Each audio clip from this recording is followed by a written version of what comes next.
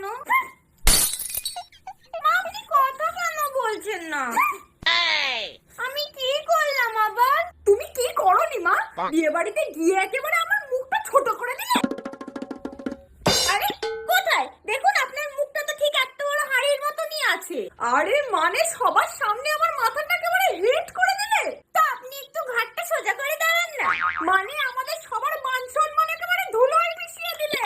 ও এই ব্যাপার, বলুন আপনার সম্মানটা কোথায় পড়ে গেছে, আমি গিয়ে পুড়িয়ে ধুলো ঝেড়ে নিয়ে চলে আসবো। দূর দূর, তোমাকে নিয়ে আর কোনোদিন কোনো বিয়ে বাড়িতে যাবো না। কেন মা? তুমি বিয়ে বাড়িতে গিয়ে কারোর সাথে একটা কথা বললে না?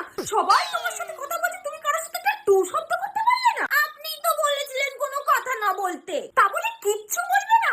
মল্লিকা তো ভাবছে তুমি বুঝি বোবা আর কালা, ভালো কথাগুলোর তো উত্তর দেবে। আমি কি করে বুঝবো কোনটা ভালো কথা? তাও নয়, ছেড়েই দিলাম। তুমি গিয়ে কিনা বরের ধুতি খুলে দিলে।